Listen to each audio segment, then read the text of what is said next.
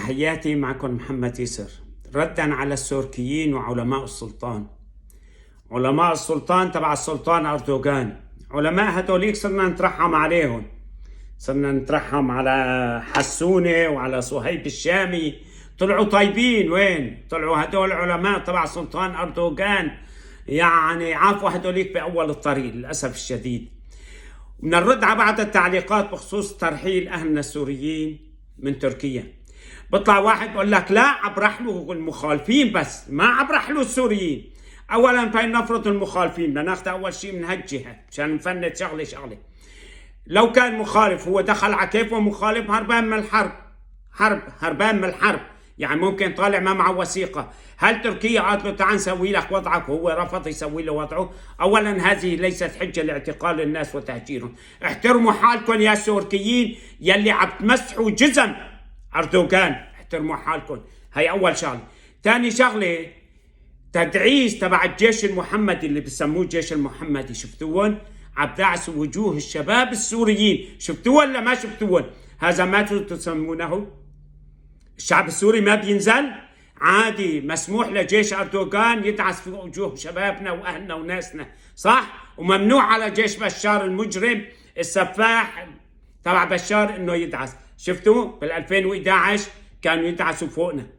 مين؟ شبيحة بشار وجيش بشار المجرم.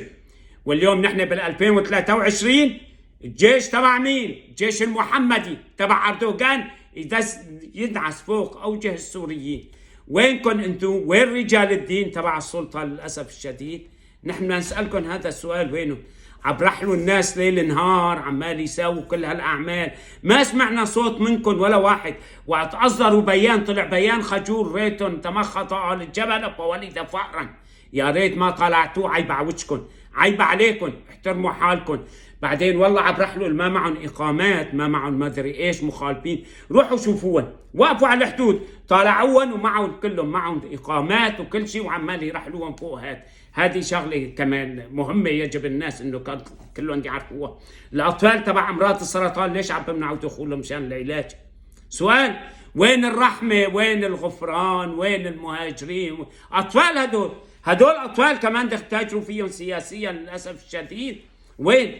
ليش ما توقفوا مع شعبكم، مع أهلكم السوريين؟ الشعب السوري ما بينزل، الشعب السوري ما بينهان. حلال على أردوغان يدعسنا وينتهك أعراضنا ويسرق مالنا ويتاجر فينا، كل شيء حلال عليه، صحيح؟ بينما حرام على بشار المجرم. هذاك بشار مجرم، هذا عم بقول بسم الله، هذا وقت بده يذبحنا بسمي علينا بالرحمن، هذاك وقت بده يذبحنا ما بسمي علينا بالرحمن، صحيح ولا لا؟ ما بتخجلوا عدمكم؟ لك مو عيب عليكم؟ مو عيب توقفوا يا سوركيين يا علماء دين؟ وينهم؟ سمعونا صوتكم، سمعونا صوتكم، وينكم؟ بأهلكم، ناسكم، الشعب السوري وينهم؟ للأسف الشديد ولا عم نسمع صوت واحد منكم. للأسف وقت تصدروا بيان توجدوا المبررات، بيطلع واحد بقول لك لا، هذا تحريض من العنصريين الأتراك وليس الحكومة الحزب العدالة والتنمية. ليش؟ مين عم يحكم تركيا؟ هذا الجيش والشرطة والأمن الذين يعتقلون ويضربون ويرحلون. مين؟ ما هو جيش أردوغان، ما هو أردوغان الحكم رئاسي وأردوغان بإيده كل شيء، ما هي حزب العدالة والتنمية هو الذي يحكم. حاجتكم كذب.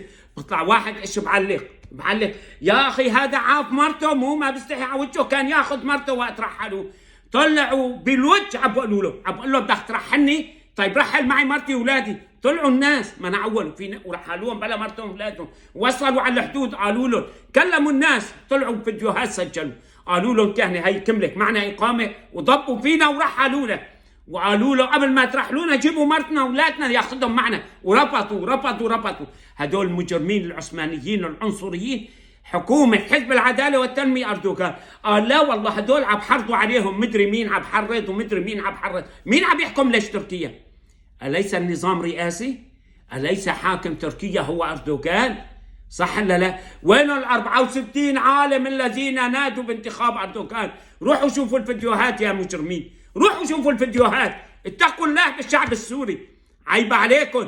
ما يفعله أردوغان بالشعب السوري نفس الذي فعله المجرم بشار شبيحته. الفرق هذا دخلتوه على الجنة وهذا دخلتوه على النار، والفعل واحد والمجرم واحد والضحية واحدة، نحن الشعب السوري.